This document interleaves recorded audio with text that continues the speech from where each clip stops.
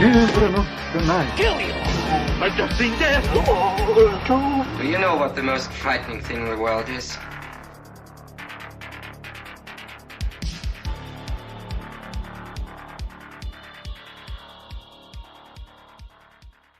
Well, gentlemen, it's a cold and rainy night in LA.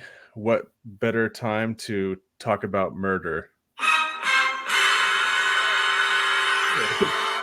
They should get fancy. I like my sound effects. That's the only time I've done a live sound effect. Highly produced. So, we're going to be covering tonight on Macabrecast the Black Dahlia murder case, which a lot of people have talked about. But when I first thought about this, the first person I thought of was our guest tonight, Christopher Hughes. Chris, how you doing?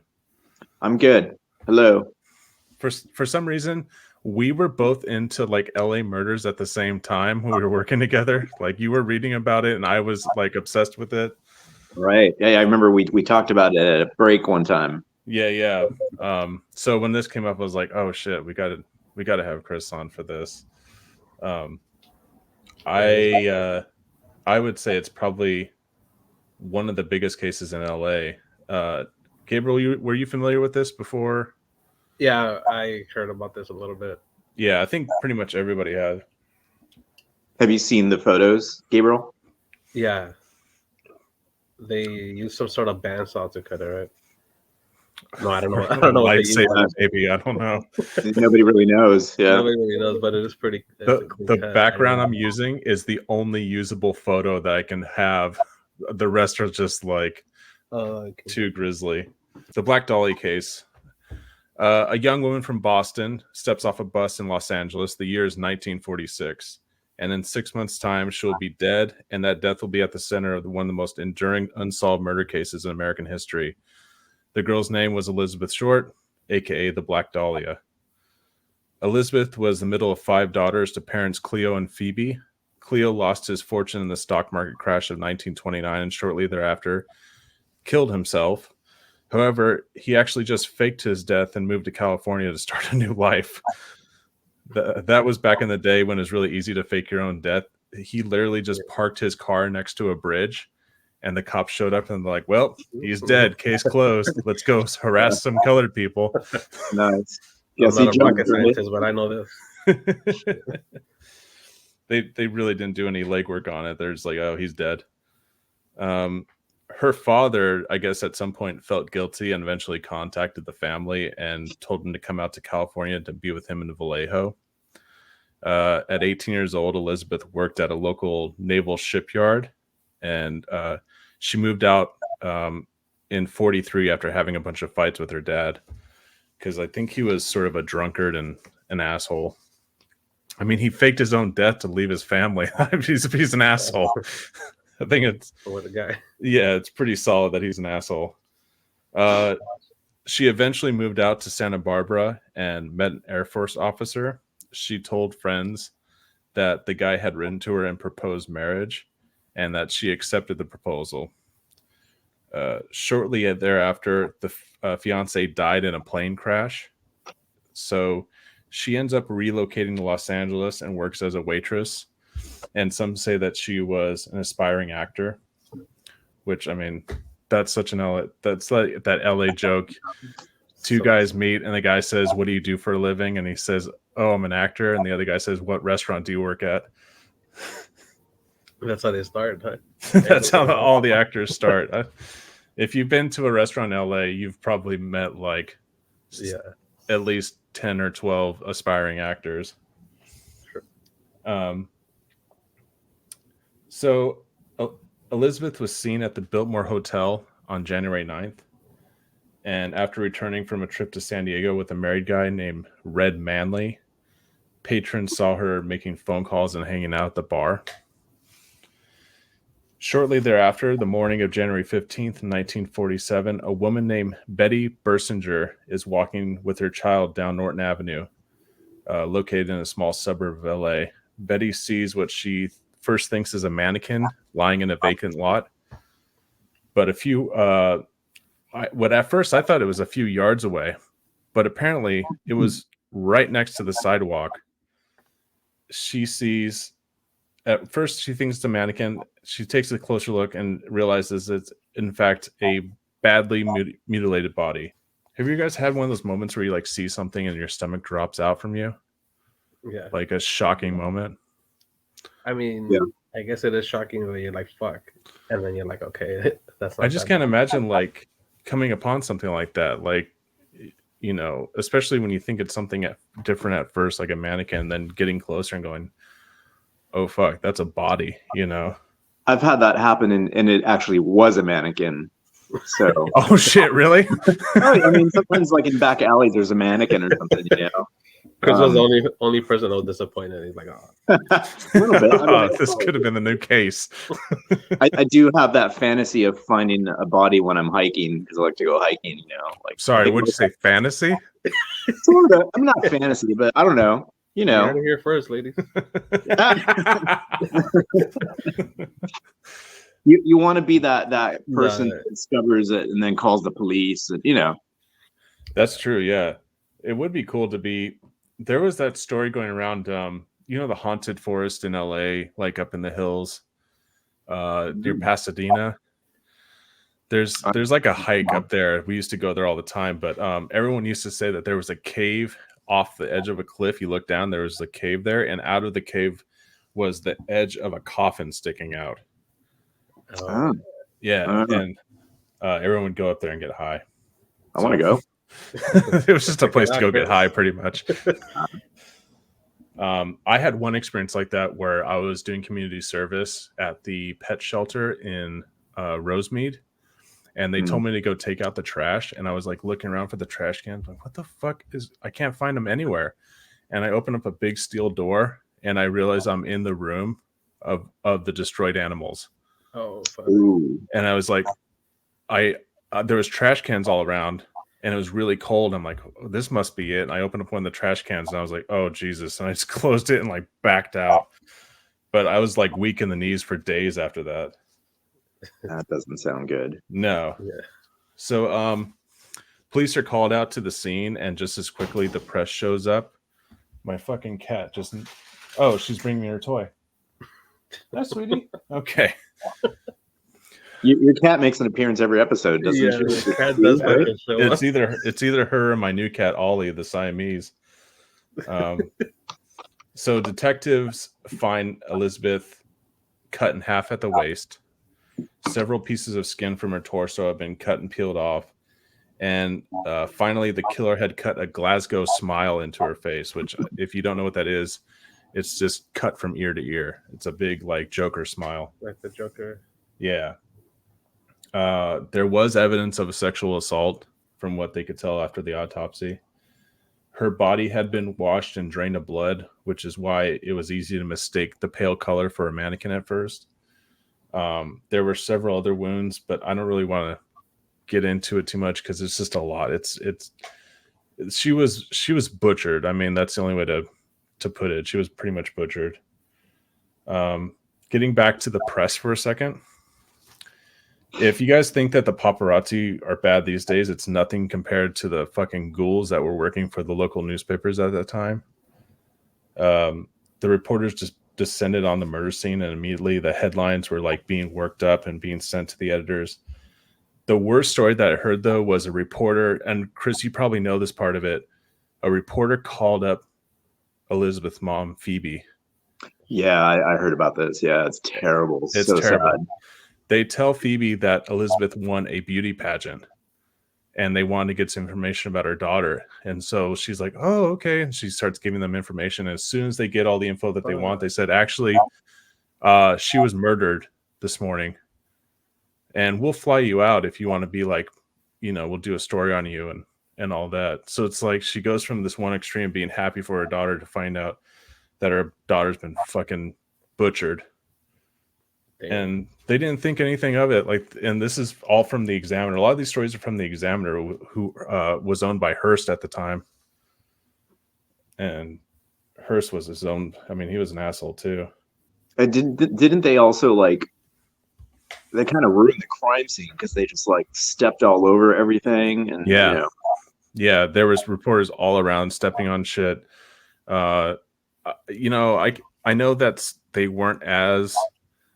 It's not like today where like Yeah, cops show up and you can't go anywhere near crime scenes. Like they were yeah. just all over the place. Now, like back then, there's just like detectives with like cigarettes, like looking over the body, like, this is crazy, like flicking their ashes on it and shit. Right. They're like, hey, help me lift the body a little bit over here. They're It's just still like in the sweeping green shit column. into the sewer. So, yeah, also the press would sensationalize the story. It's like as soon as it happened, they played up Short as some sort of streetwalker who was a nymphomaniac in proud Hollywood Boulevard looking for dick. I mean, they really did her dirty. And there was this like new headline after headline about that, like just making her out to be some like almost like a prostitute or something.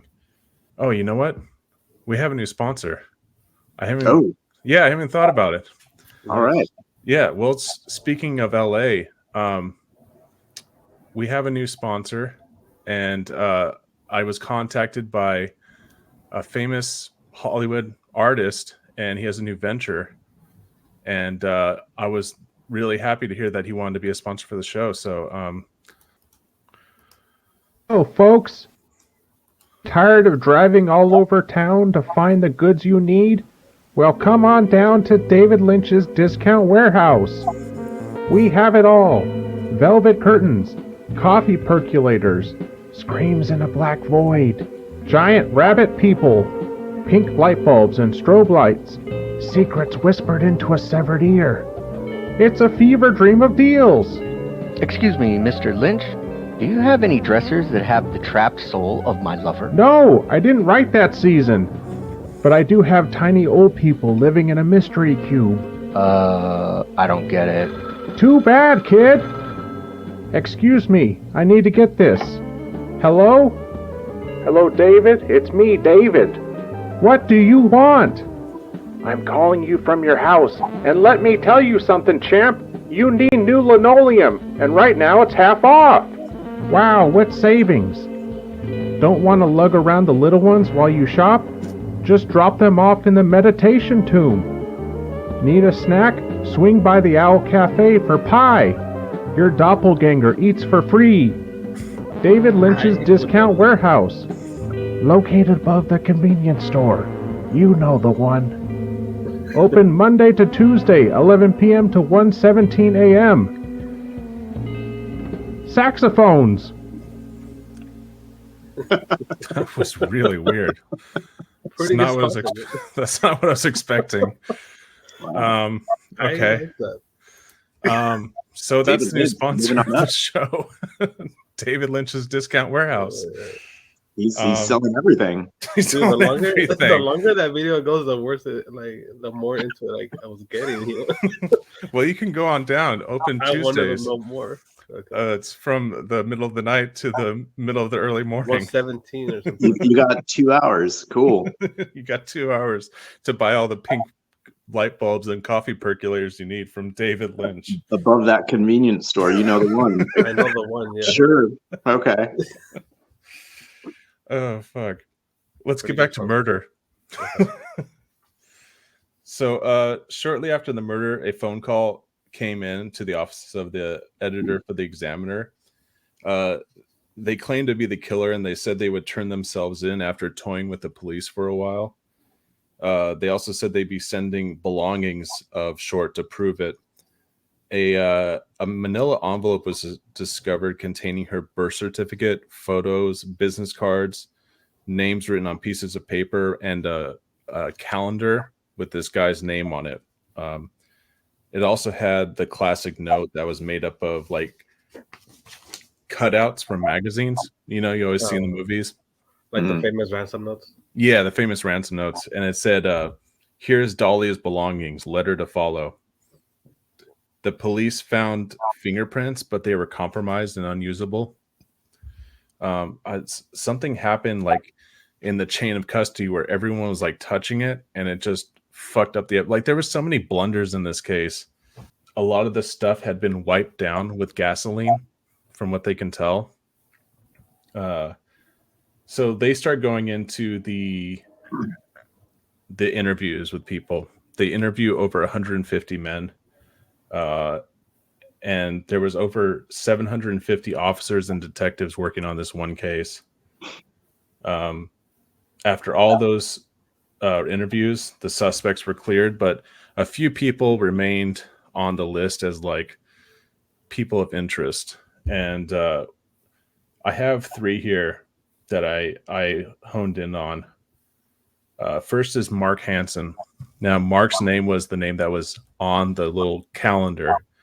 He was a nightclub owner, and apparently was going out with Short, had some sort of association with her. She was using that calendar herself. And in that time, he was a pretty shady dealing guy. I mean, he had a lot of like bad connections. So he was on the list for a while up until 1951. And then he died in 1964 without charges ever being filed against him.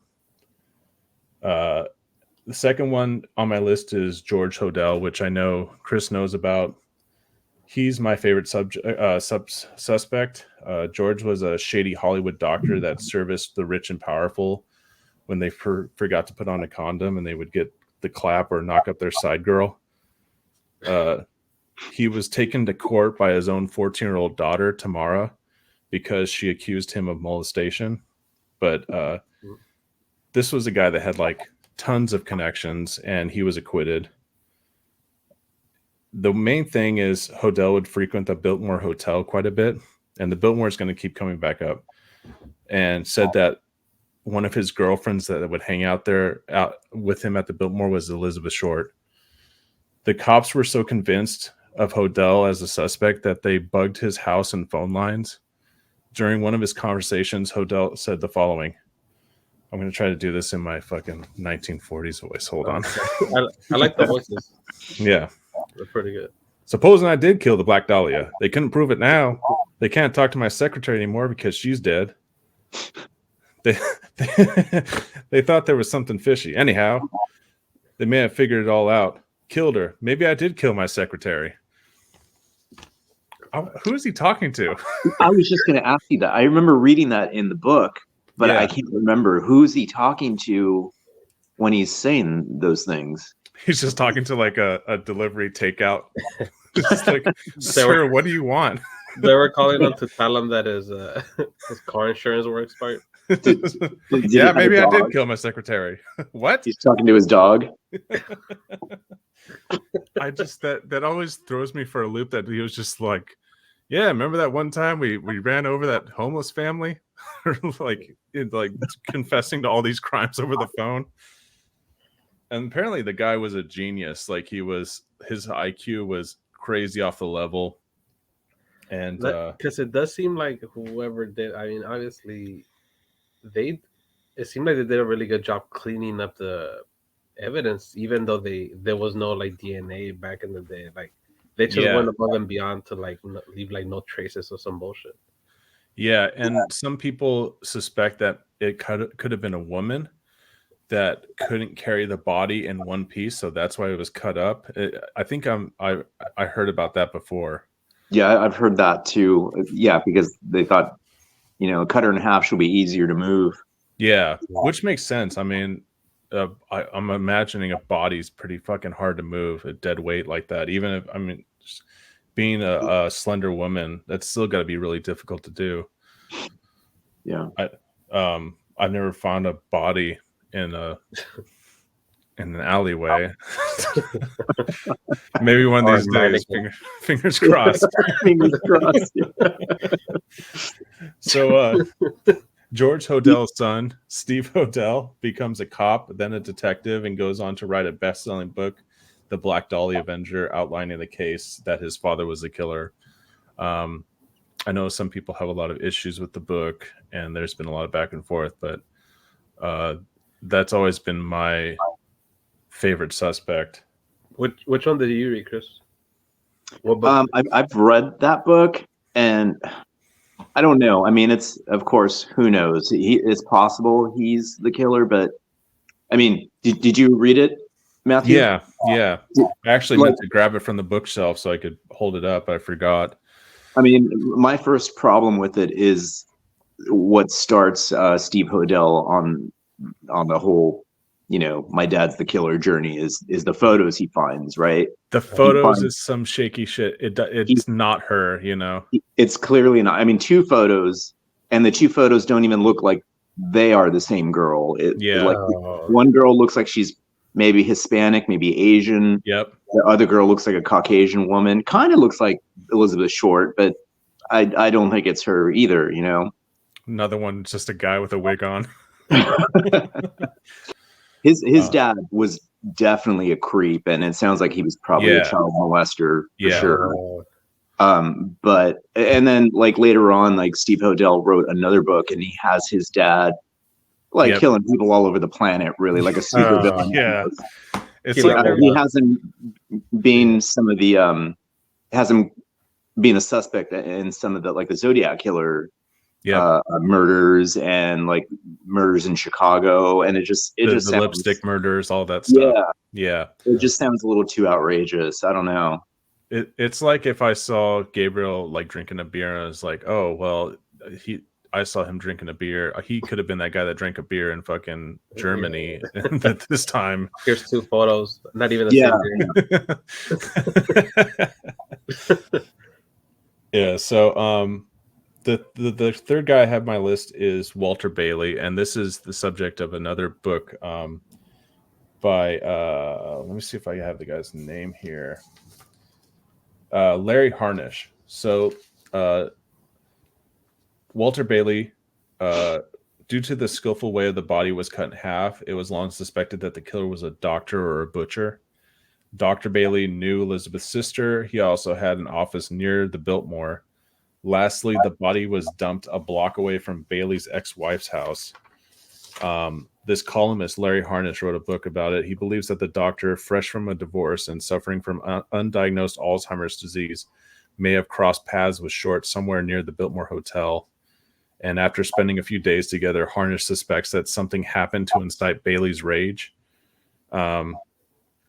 There's some other main suspects, but I wanted to keep it condensed. Do you know? Have you heard of that book? I forget the name of it, Larry Harnish's book, but he was pretty convinced of it for a while.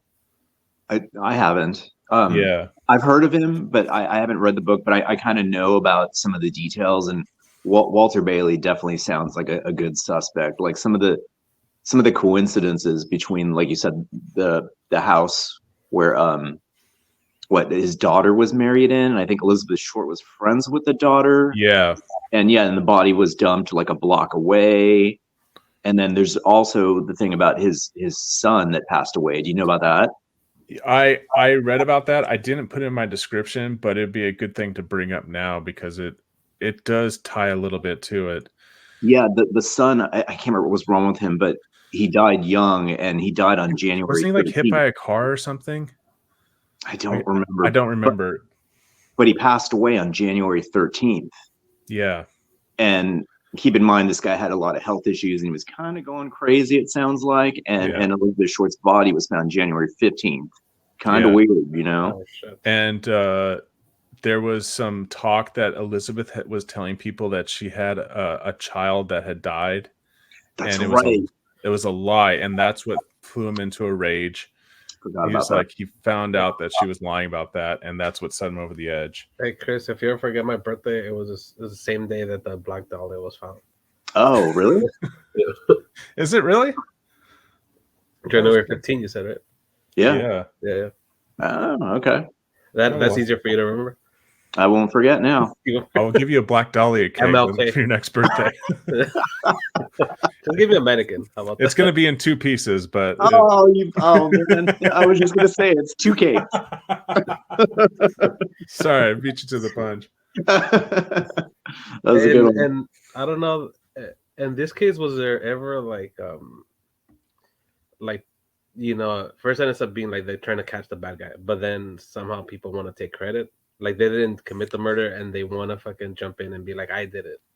There was a lot of false confessions. Yeah. There's hundreds of them. Like from people that weren't even alive when it happened. They were like, yeah, I killed the Black Dahlia. It's like, you were 3 years old. And I think that's one of the craziest things about this case, that people that it seems like maybe nobody like bragged about it, or like if somebody did brag about killing her, they kind of got lost within the fucking the Well, fakes or whatever, you know.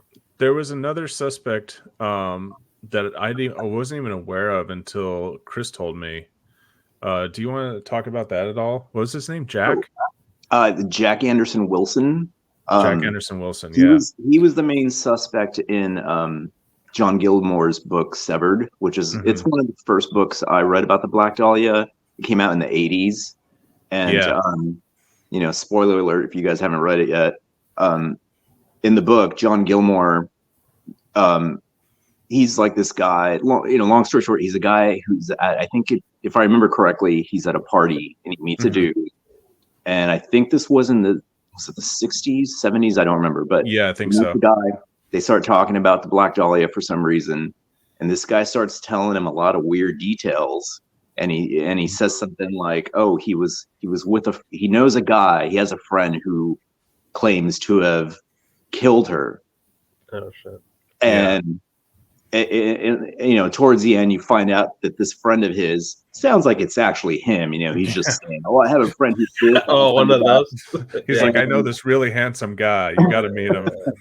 and I think he claimed to have had some of her belongings. Yeah. And then near the end of the book, you find out that John Gilmore, who's like this kind of young guy, I think he was kind of an aspiring actor. You find out he's actually a police informant, and he's about to tell the police about this guy. And what happens? This guy burns in his building, like a day or two. Holy shit! Really? Called the police. Yeah. So anything he had evidence-wise would have gone up. Gone. Yeah. Wow. I know that I looked at a photo of him, and out of all the people, I was like, "Oh, that guy's a murderer for sure." That dude's definitely guilty of something, right? He might as well have been holding like a knife in the photo, like, "I'm gonna go kill him." It was probably behind his back. Yeah. Let me guess. He looked like fucking like Dwight from The Office, like glasses. No, he looks like a goalie from the 1930s. Like his face is all like scarred up, and his nose looks like it's been broken like 18 times. Right. Like it looks like he's probably been just hanging out in the desert for the past 20 years. Desert rat, yeah.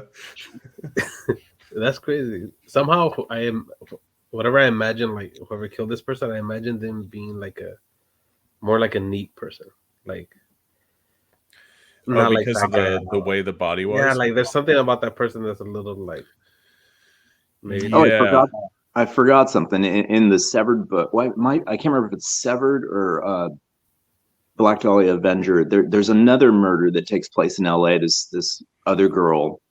I think they her name is calling it the werewolf murders or something like that. I think that's what it was. Well, there was another girl that had the kind of the cut on the face. Yeah. And I think she had like a rag stuffed in her mouth also. Yeah. And I think that came up in the Severed book where John Gilmore also thought he was the same murderer. But yeah. I know in the Hodel book he was trying to make this parallel to this famous photographer Ray Man Ray, oh, right. about some of the photos he took, and it was similar posing. And George Hodel and Man Ray were good friends, and he like thought of himself as an artist as well. And so he was trying to make that. I don't know if it connects all the way, but some of the photos are a little bit weird the way it matches up. And a lot of people think that the body was posed in a specific way. I mean, if you look at the photos, her arms are up, her legs are like spread in a specific manner, and there's like these weird shapes cut into her. So they were trying to say it's like, it's like a modern art piece, Right. I don't know. Yeah, that's kind of out there. I've heard that too. Yeah, I've also heard that he was trying to do like I don't know if you know the exquisite corpse game. Like if you get a piece of paper and you fold it like 3 or 4 times. Yeah. And I draw something, you draw something, Gabriel draws something, and then you open it all up. Then you have like 3 or 4 different images into one as one piece. And also like that the killer was trying to do that. I don't know. I don't know if murderers are that. Yeah, You're like, It's Gabriel's side is just a giant pair of tits. Yeah, I don't know if they're thinking about that sort of thing when they're yeah, I don't think so either. killing people. I didn't, you know, it's strange. I always thought of the body being like way off in the field. It's right there. It's like right on the sidewalk. Yeah, it was next to the Well, it was an empty lot back then, right? It was an empty lot. It was undeveloped lot and between houses. But it just seems like they're just like, oh, fuck it. There's a body, you know? Yeah. So anyways, there's a lot of suspects still, a lot of back and forth. I actually want to read the Severed book. I've been meaning to do that. I think there's a new revised edition, which I need to go find too. Oh, okay. I'll put up a photo of the book later on. So the one thing that I kept noticing over and over again when I was writing out my notes for this was the Biltmore. Biltmore keeps coming back up over and over and over again. And it seems to be one of Short's like stomping grounds when she was alive. I've never been to the Biltmore. Chris, have you been to the Biltmore? I have, yeah. I've had drinks there, and I think, if I remember correctly, we also had my my high school like prom dance or whatever, the graduation. I think. Wow. It was some hotel downtown. I didn't know downtown that well when I was a teenager, but I think so. Yeah. What's the other one I'm trying to think of that that killer Richard Ramirez was living in? And the Cecil. The Cecil, yeah, that's the other the other scary hotel. Yeah, they try to rebrand it. So they're like, junkies don't take shits here. This is a new hotel. We're trying to rebrand. I don't think so. Gabriel, have you ever been to the Biltmore? I don't think so. No. I sort of want to go after doing all this work and I was looking at photos of it, but so something that's happened in the years since the murder is this legend's come up that Elizabeth Short is still haunting the Biltmore. It seems like it was a special place for her. It was a place to be somebody, especially for like a young, beautiful woman aspiring to be a star. And it was such a special place that it seems that she's decided to stay there even after her death. Who wrote this? The owners? No, I wrote this. Oh, okay. What are you saying? Because you're really fucking leveling up this fucking hotel. Like, this was such a beautiful place. No, man. Gabriel, guess who's the new sponsor is? I was going to say that. Stay tuned for the next commercial. The drinks are excellent. Staff is can't say enough 5 stars across the board. If you're really a ghost, I'm here right now, but I might go stay over there tonight. After you go to David Lynch's Discount Warehouse, just go around to the Biltmore, check it out. So according to both guests and workers at the hotel, a beautiful woman with dark hair and dress has been seen around the hotel. They say that her eyes seem to have a never-ending sadness to them. Guests have spotted her behind them while they're looking in the mirror or out of the corner of their eye. And people have seen her walking down the hall. They've seen her down the lobby, in the bar.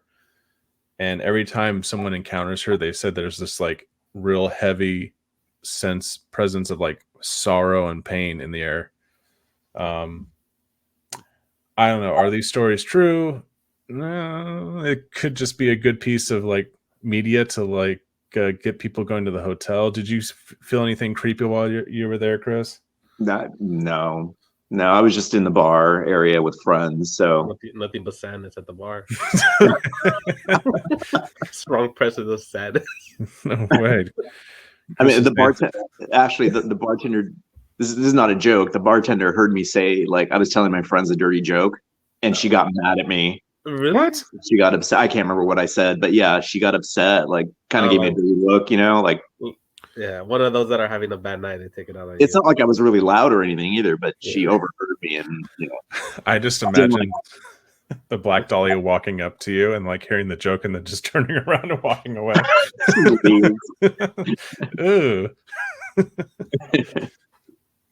Yeah, Yeah, that sucks. Yeah, It's a nice place, though. yeah, it looks really nice. I'd like to visit it. It seems like a cool place, especially like LA landmarks. And for someone who's lived in LA their entire lives, like I haven't gone to anywhere. Like I haven't been to the Arboretum. I haven't been to any of I haven't been to the Hollywood sign. You haven't been to the Hollywood? No, I hate Hollywood, man. I mean, the traffic sucks. The traffic sucks, and like there's some really scummy areas. Like it's easy to believe that there's like someone was cut in half in LA, you know. Yeah, it is. Yeah. But yeah, that's the Black Dahlia murder. And wait, so we don't find out who did it? Well, you're welcome to look into the case if you want, dude. I think I know who did it. There's a lot of books, but yeah, we don't know.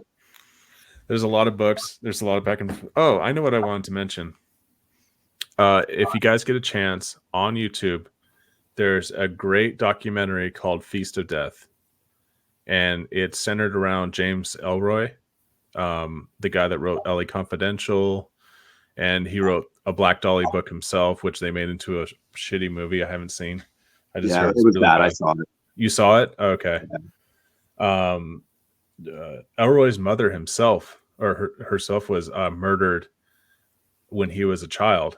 And the strange connection here is her body was found at my high school. Oh, wow. Yeah, in the back parking lot area. She was strangled and dumped in the bushes. I'll put up a photo of that area. I'll edit it in. But that sort of started his path down, true crime and all that stuff. I mean, he was a pretty bad guy for a while. He used to break into people's houses and look for drugs and shit. Oh, so he was doing that, and then his mom got murdered, and he changed. No. He was like 7 or 8 when she died. Oh shit. Yeah. Apparently his mother was a pretty bad person.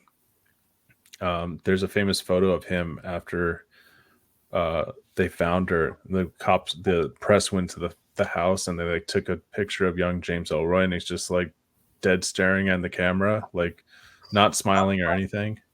Didn't he try to make the connection that his mother may have been killed by the same killer? I can't remember. Yeah, he sort of hints at that.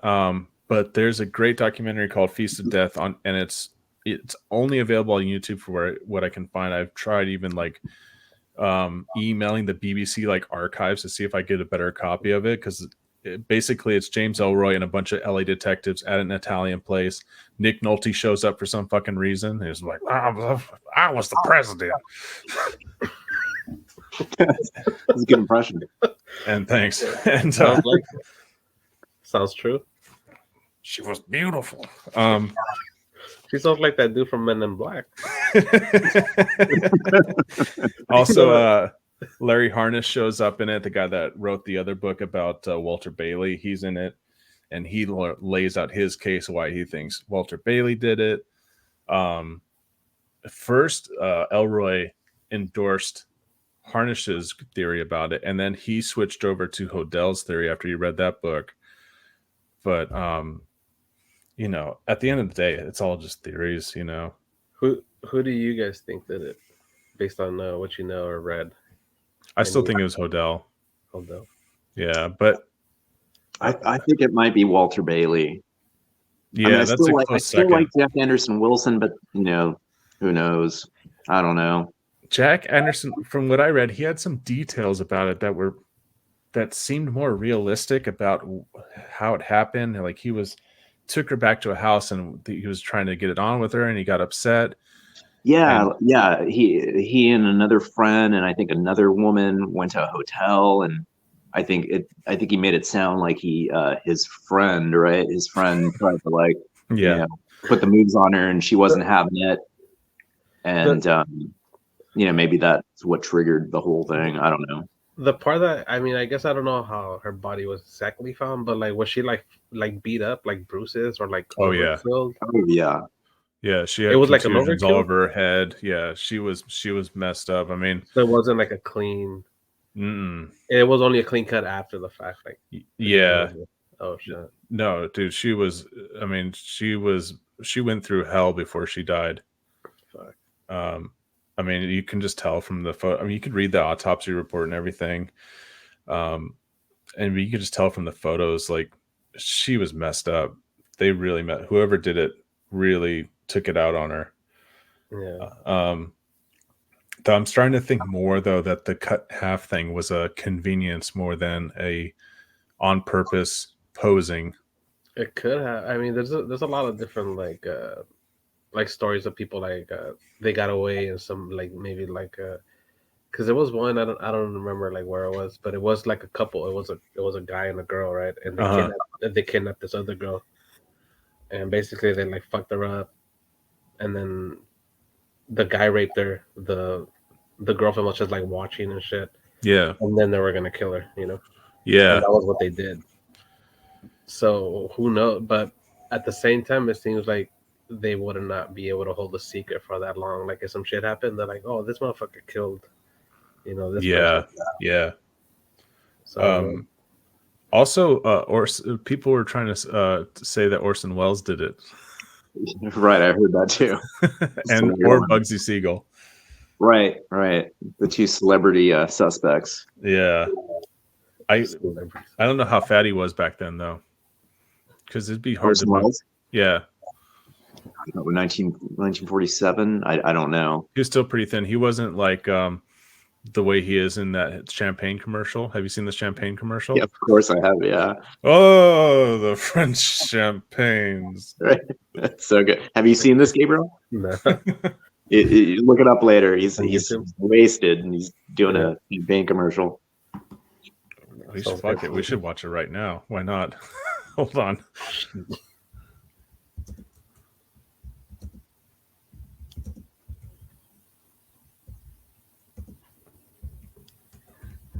He is drunk as fuck in this. So he was drunk as fuck. They recorded, they kept it and just ran it. Yeah, hold on. The good old days, huh?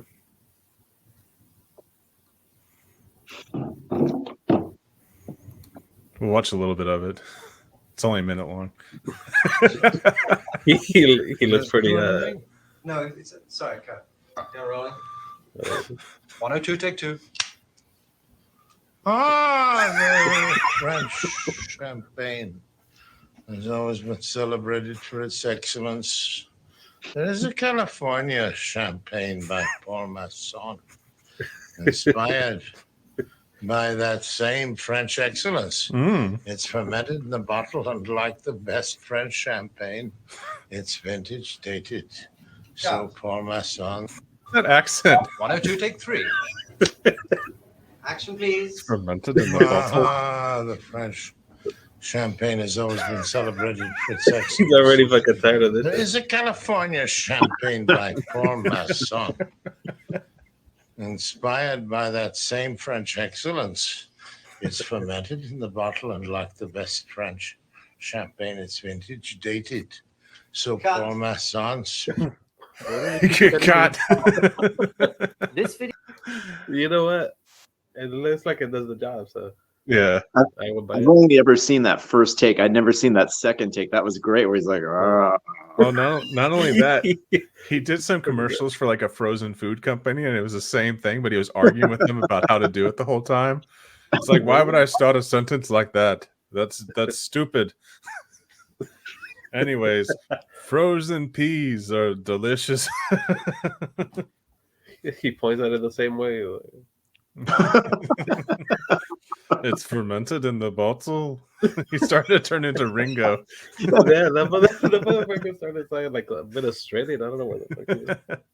I'm glad we could end on something funny because after talking about all this horrible murder shit. starting to bum me out. Yeah, sorry guys. Oh, Matt. So good. Hey, I'm sorry. Anyways, yep, that's the show. Chris, thanks for coming on, man. Appreciate it. Yeah, thanks for having me on. Yeah, anytime we're gonna talk about some more gross LA shit, I'll let you know. Fun fact about Chris, that fool knows a lot about bars. If you need to know anything about a bar, Oh that's yeah, the guy right there. I do like bars. But somehow you fucking remember these places. Like you just have a list. I like bars too, but not as much as you, I guess. Guess not. And he knows all the dark alleys next to the bar where you might find a body or a mannequin. Maybe both. Maybe both. Who knows? All right, buddy. Hit us up on Instagram, Macabrecast Show, and YouTube, Macabrecast Clips. Check out Frank Welker Wonder Hour and all the other shows on Gangland Assembly. Please like and subscribe. You know, I know you won't. And I double. Money? I don't know. I double dare you to. I double dare you. I know you won't fucking do it. You're not man enough to do it. You're not fucking man enough to follow this shit. Smash that fucking like button and hit the bell and all that stuff. Yeah.